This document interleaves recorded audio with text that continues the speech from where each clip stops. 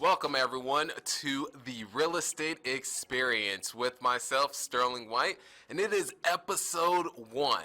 And just a little bit that's going on in my world is predominantly my partner and I at our company focus on income producing multifamily. So working a 150 unit deal that's here in the Indianapolis market. And just want to go over a mistake that I made on this deal, which I want to share with everyone else, which, as I alluded to, I make a lot more mistakes than I have successes. But on the upfront side is I was a little bit more aggressive on the rent comps than what they rent comps on after repositioning the property, meaning we put in the renovations and what we would be able to ask in rent, because the current rents are well below market. We provided a verbal offer to the owner of the property based upon those aggressive rents, and then once they accepted it, we revalued and did some additional underwriting just to really firm things up, because we didn't have a clear picture, one, on the financials, and then also the property tax assessment was a huge that increases significantly as well. So with all those into consideration, I went a little bit aggressive on the rents, about, I would say, $50. So you think of that $50 over 150 units times 12. So with that in mind, that's how you can kind of backtrack and see. So what we ended up doing is we had to go back to the owner of the property, now seller, and have the purchase price upon what they verbally accepted by about $1 million. So that was not a great conversation to have, but luckily they are in a situation where they still want to work with us. They did counter, and we were able to bridge the gap on what made sense for us to pay and what made sense for them to pay. We're paying just under $6 million for that property, just to give you a little bit of insight on the purchase price. So tons of upside on it. So today we're going to be discussing the #1 secret to finding deals, especially in today's climate. Everyone's looking for great deals that pencil out and make sense for their specific models that they have underwriting, whether that is flipping land, retail, selling the fix and flip, or just buy and hold, which is my more of my expertise and our team's expertise. So we'll get right into it. And so I'll drop 2 for you. The first secret is just going direct to owner, and then the second is follow up. The follow up is the most powerful thing that I have learned over the past years. Is a way to be able to close on these transactions. And I give a huge shout out to GC, Grant Cardone, for this follow-up secret, meaning that was something that I was able to pull from his teachings that he has, that this has been an absolute game changer for myself. So let's go ahead and get into the first point. Many of you may be asking, what is direct to owner? So direct to owner is just going directly to the individual that owns the property. So and not having a agent involved, whether that is a realtor or a broker, to where it's actually listed on the market. Tons of competition in today's market, but we're able to go direct to the owner, and on the off market side, to avoid a lot of that competition, highest and best, final call to offer. So we get a little bit more of a discount and not overpaying for these types of properties. But that's a little bit into what direct to owner is.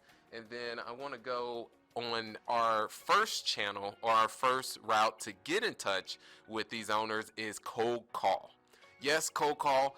I can feel it from, I know people right now are feeling a little bit of squeamish and, oh, I don't want to call a complete stranger. And yes, cold call. One thing is, it actually does work. You have to do it in a large amount of volume, but it does work. And what I mean by the ways to be able to cold call the owner is, some of these properties are owned in LLCs. Some of them are owned by the owner has it in their actual name, because all this information is public record. So the way that you can do it is just by skip tracing. Simple as that. If it's in their personal name, it's a lot easier, and skip tracing is just a technical term to find the person's contact information Let's say it's, hopefully their name is not as common as John Smith, but let's say it's Sterling White owns 123 Main Street, and you pull the public record and you see my name is there. You're able to, let's say, use specific databases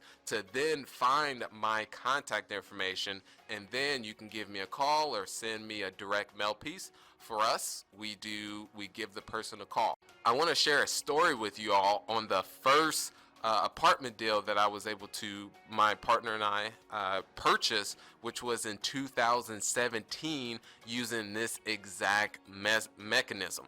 So the driving for dollars approach is what we took. So we determined that, okay, the south side of Indianapolis is where we want to start purchasing all of our apartments.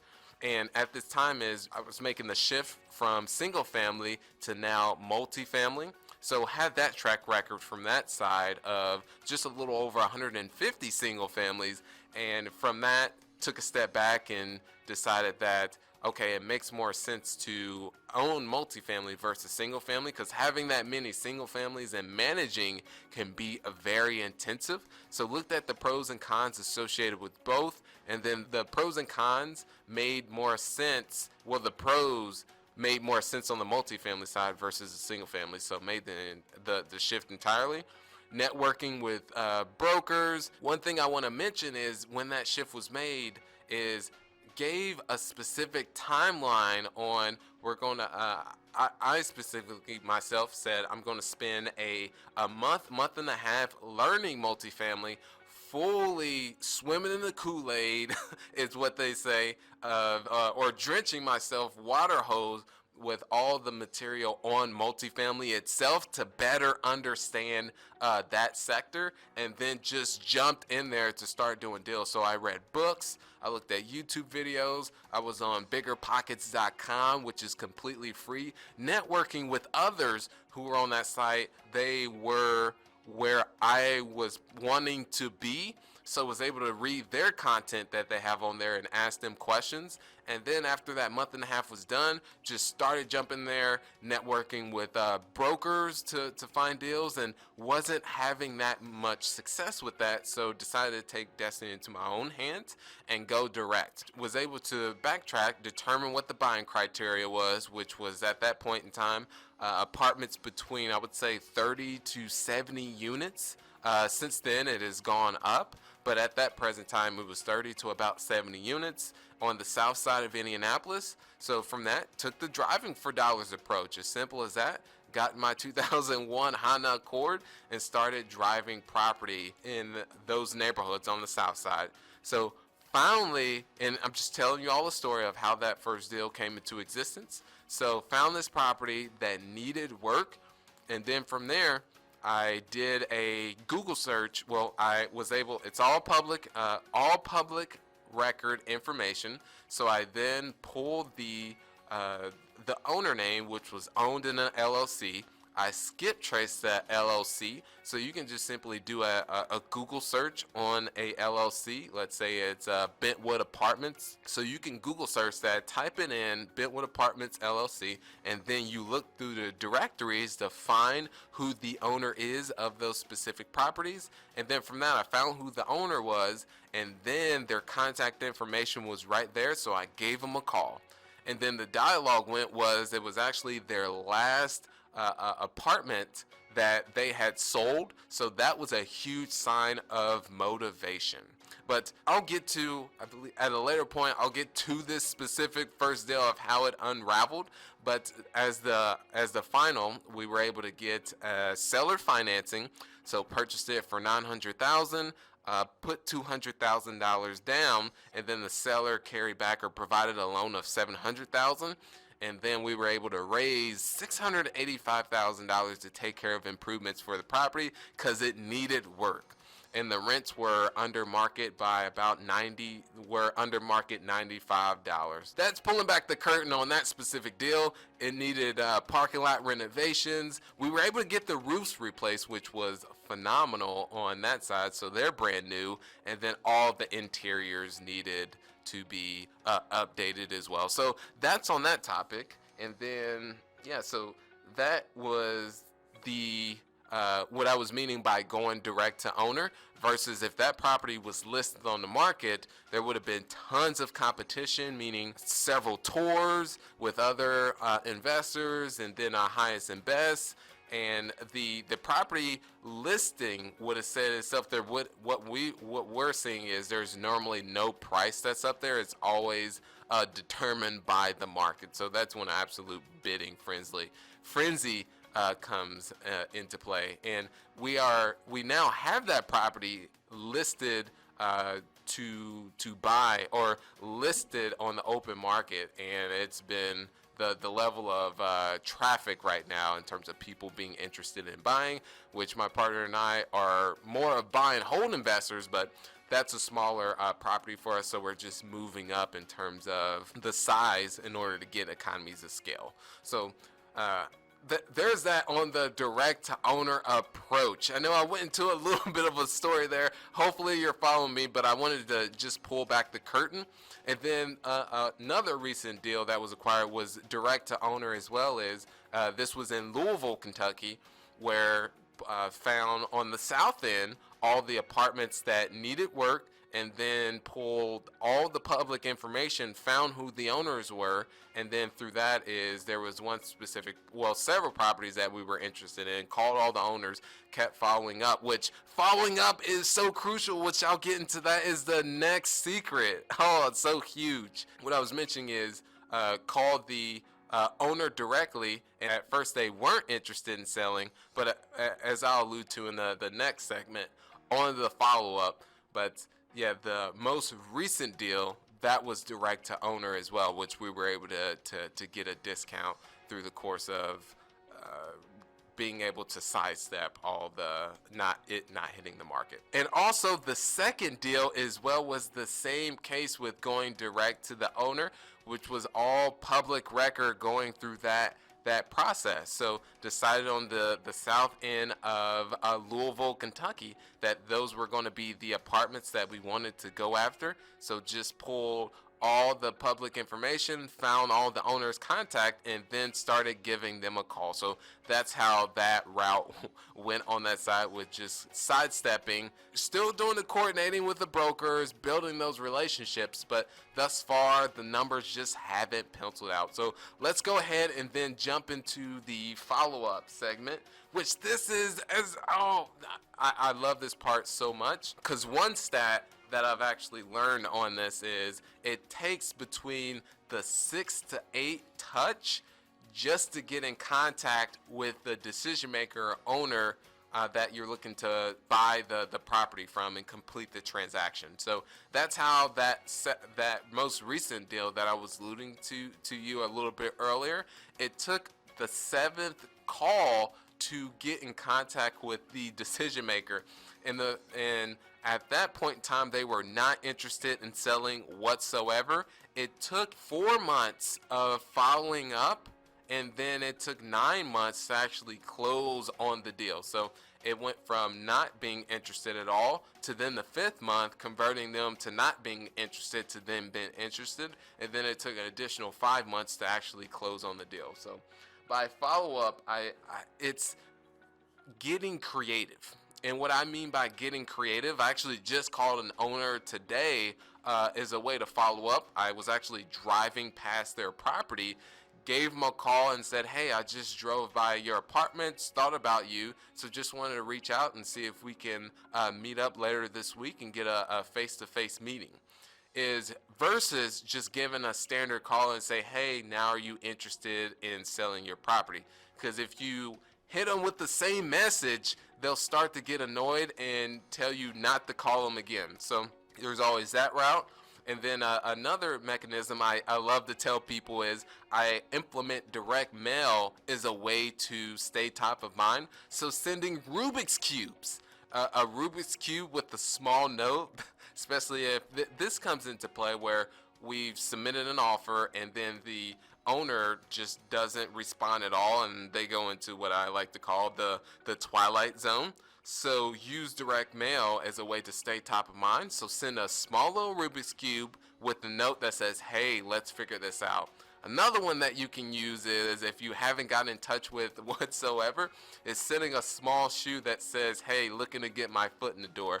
These are all ways just to be creative and stay top of mind. And then once you send that, call, because I'll give you I love just sharing stories and giving you examples. Is I sent a Rubik's Cube to an owner and then followed up. He says, my wife cannot figure out this Rubik's Cube. So when it comes time to them being not interested to them being interested in selling their property, that's when they will then think of the person who sent the Rubik's Cube. Because a lot of the time, from personal experience, this comes down to timing. Someone may not be interested, let's say the first time you reach out, but anything can happen from the time of you originally reaching out, them not being interested, then something could happen in their family, or a circumstance where they absolutely need the money. So anything can change on that side, but the follow-up has been the absolute game changer, and has really been able to separate myself from all the others that are reaching out to these owners of these properties, because many people just quit after the second or third touch, thinking that that person's not interested. But at times it takes, maybe the phone call is not working. You may have to go through someone's LinkedIn profile, or you may have to go through their Facebook, or you even may have to go through a relative. So myself, I have gone through relatives in order to get in touch with a decision maker, meaning on Facebook, for instance, couldn't get in touch with the owner of the property, and reached out to the daughter that was on Facebook. She was older, and mentioned, hey, I'm just looking to get in touch with your father regarding XYZ property, and got the contact information directly. For the longest time, I was calling the office, which wasn't the correct number. It was a good number, but obviously he never checked the the office number, so was able to get the direct. And now I send texts. And I have to mention too, is sending selfie videos while at the property is another way to follow up as well. And the selfie video is just pulling out your phone. Some of you may not be comfortable with this. If you can get someone else in there to possibly do it, but it's just another way for you to stay top of mind and separate yourself from the competition. So as I alluded to, I'll pull out my phone and do a selfie video in front of the property and say, hey John, I'm at Maxwell Apartments. Just want to let you know, love how you're taking care of the property. Normally they are not taking so good at the property, but I'll point out the things that they are doing a good job of managing and also taking care of, and I'll have that in the video. So those are, as I alluded to, in terms of the secrets. I was only supposed to give you one secret, but I really want to give you the heat and the fire, so I delivered 2 secrets to you. And yeah, the first one is just strictly going to direct to owner, as worked for me personally. Of course, you want to you can implement leveraging agents, brokers, and also realtors as well, but primary is direct to owner, has allowed us to the number one secret to finding deals. And then the second is just the follow-up, and by follow-up is getting creative and knowing that it's going to take between the 6 to the 8 touch in order to get in contact. So if you're persistent and also using multiple ways to touch the owner that you're looking to get in contact with, that allows you to separate from the crowd. Because let's say you do get in touch with the person and they're not interested in selling, then you have to be creative on now following up to be the person that is the first that comes to mind for when they do become not interested, to them being interested in selling. And so for myself personally, very narrow targeted in what we're looking to buy, and that allows us to be more nurture the relationships. So for us, it's just pull back the curtain on the criteria is apartments between 75 to 200 units, and let's say Indianapolis, Indiana, that have rents between $600 to $1,000, that are built between 1950 and 1980.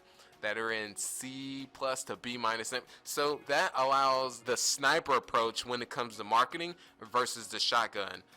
The shotgun approach works for some. The sniper approach is better for us because we can now nurture those relationships and really hone in, build the rapport with the owners as well, because that's another thing that really does, from just personal experience, separates you from others, is that you're able to build that rapport and that relationship with the owner. So I do hope that that was able to provide you all some value. I know it was tons that was able to uncover. Hopefully the stories made some sense too, but it just comes down to persistence, follow up, going direct to owner.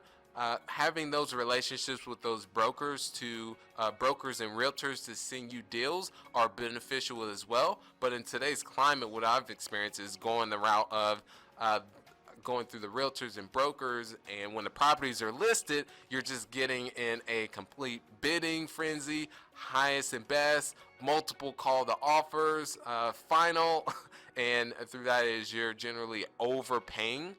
Versus taking more control and having a large enough pipeline by just implementing another channel of just going direct to owner. Of course, it takes more time, but if you happen to have any questions on any of that, do not hesitate to reach out to me. And also, I want to mention, please subscribe to the podcast and leave those 5-star ratings. Thank you so much. Enjoy the rest of your lovely day. Keep on crushing it. Thanks for listening to The Real Estate Experience.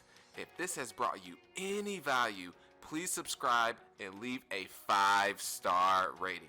It would mean the world to me. Now go out there and crush it.